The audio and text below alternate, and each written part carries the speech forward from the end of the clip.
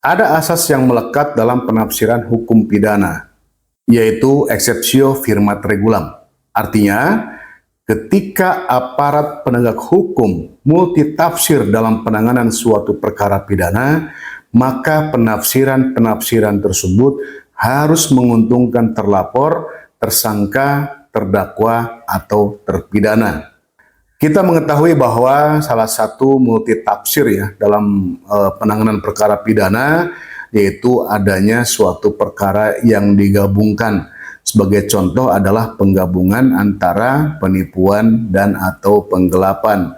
Sehingga banyak sekali aparat penegak hukum yang mengatakan bahwa perkara tipu gelap, yang pada hakikatnya perkara tersebut tidak boleh disatukan karena cara berpindahnya barang itu berbeda. Kenapa perkara penipuan dan penggelapan tidak boleh disatukan, baik oleh sangkaan alternatif, sangkaan kumulatif, maupun sangkaan kombinasi antara alternatif dan kumulatif? Mari kita simak ulasannya.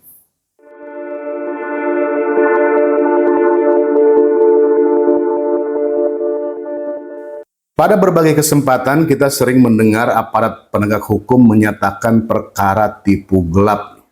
Untuk diketahui bahwa penipuan terdapat di dalam ketentuan bab 25 ya, yaitu pasal 378 sampai dengan 395 KUHP. Sedangkan penggelapan itu ada di bab 24, yaitu pasal 372 sampai dengan 377 KUHP. Kenapa perkara penipuan dan perkara penggelapan itu tidak boleh disatukan atau bahkan mungkin diharamkan untuk disatukan? Karena memang dari cara berpindahnya barang itu berbeda. Sebagai contoh adalah perkara penipuan. Kita bisa melihat ketentuan di pasal 378 KUHP yang bunyinya, barang siapa dengan maksud menguntungkan diri sendiri atau orang lain secara melawan hukum dengan menggunakan nama palsu, martabat palsu, keadaan palsu, tipu muslihat, ataupun rangkaian perkataan-perkataan bohong, membujuk orang supaya memberikan sesuatu barang, membuat utang, atau menghapuskan piutang. Sedangkan untuk perkara tindak pidana penggelapan ada di pasal 372 yang umum, yaitu barang siapa dengan sengaja dan melawan hukum memiliki sesuatu barang yang seluruhnya atau sebagian milik orang lain, tetapi barang tersebut ada padanya bukan merupakan hasil kejahatan. Itu kriteria dari dugaan tindak pidana penggelapan sesuai dengan pasal 372 Kitab Undang-Undang Hukum Pidana ya. Ancaman hukuman untuk kedua pasal ini, yaitu pasal penipuan dan pasal penggelapan 378 dan 372, adalah sama-sama ancaman hukumannya 4 tahun. Tetapi masuk dalam pasal pengecualian ya. Pengecualian di sini kita lihat dalam ketentuan pasal 21 ayat 4 Kitab Undang-Undang Hukum Acara Pidana, itu dia ancamannya kurang dari 5 tahun, tetapi bisa dilakukan tindakan hukum berupa penahanan. Kenapa? Kalau misalnya ada aparat penegak hukum yang masih menggabungkan antara dugaan tindak pidana penipuan dengan dugaan tindak pidana penggelapan, maka disitulah terdapat keraguan-raguan aparat penegak hukum dalam menentukan tindak pidana apa yang diduga dilakukan oleh terlapor atau tersangka. Apakah penipuankah ataukah penggelapan? Kenapa kedua pasal ini tidak boleh disatukan? Karena sesuai dengan yang disyaratkan dalam kedua pasal tersebut, tentunya kita melihat dari cara berpindahnya barang. Itu yang pertama. Yang kedua, dilihat dari sisi niat si pemilik barang memindahkan barangnya kepada si pelaku. Sebagai contoh untuk dugaan tindak pidana penipuan. Dugaan tindak pidana penipuan itu niatnya muncul dari si pelaku, yaitu dengan menggunakan keadaan palsu atau martabat palsu, tipu muslihat atau rangkaian perkataan-perkataan bohong, sehingga si pemilik barang ini terbujuk untuk memberikan sesuatu barang, membuat utang atau menghapuskan piutang. Dengan demikian, tanpa adanya perbuatan palsu atau martabat palsu, tanpa adanya keadaan palsu, tipu muslihat, dan rangkaian perkataan-perkataan bohong yang dilakukan oleh si pelaku, maka si pemilik barang atau si korban ini tidak akan pernah menyerahkan uang atau barangnya kepada si pelaku. Berarti di sini si pelaku mempunyai niat untuk memindahkan barang dari si pemilik atau dari korban kepada dirinya dengan adanya perbuatan-perbuatan tipu muslihat tersebut.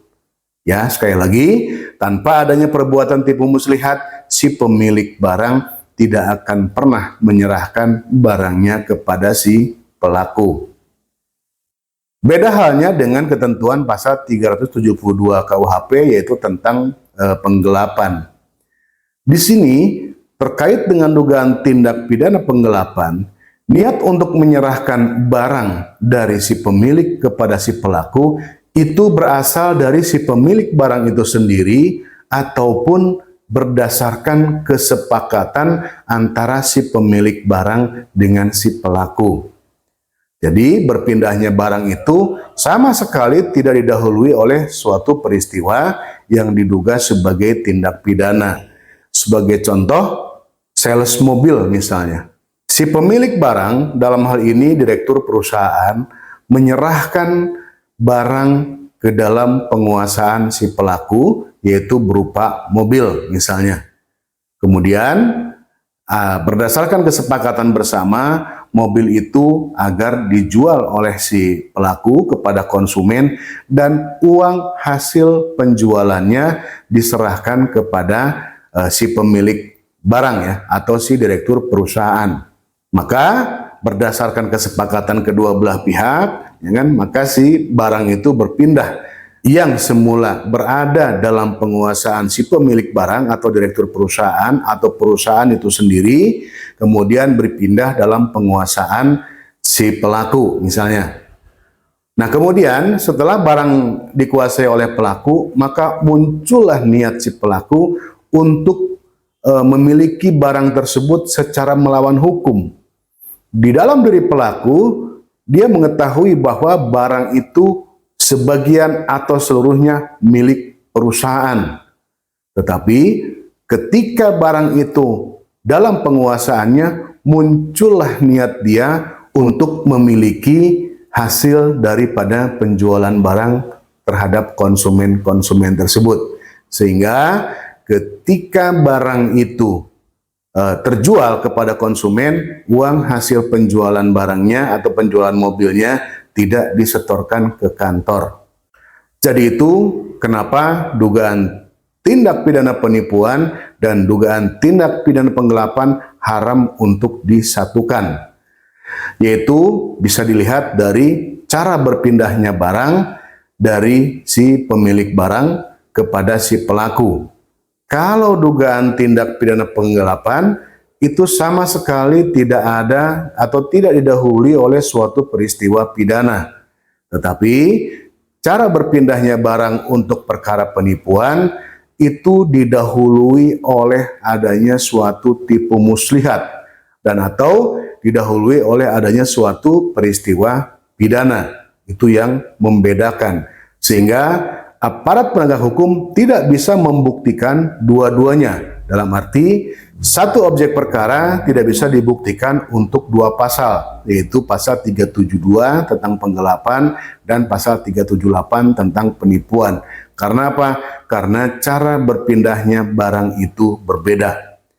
Apabila aparat penegak hukum masih menggunakan dua pasal, yaitu pasal 372 dan 378, baik dengan menggunakan sangkaan kumulatif, misalnya dengan dan 372 dan 378, ataupun sangkaan alternatif 372 atau 378, ataupun sangkaan kombinasi ya antara alternatif dengan kumulatif, misalnya 372 dan atau 378, itu berarti terdapat multitafsir dari aparat penegak hukum itu sendiri. Sehingga kesimpulan dalam penafsiran-penafsiran yang multitafsir tersebut tentunya sesuai dengan asas exceptio firmat regulam haruslah menguntungkan terlapor ataupun si tersangka, terdakwa ataupun terpidana.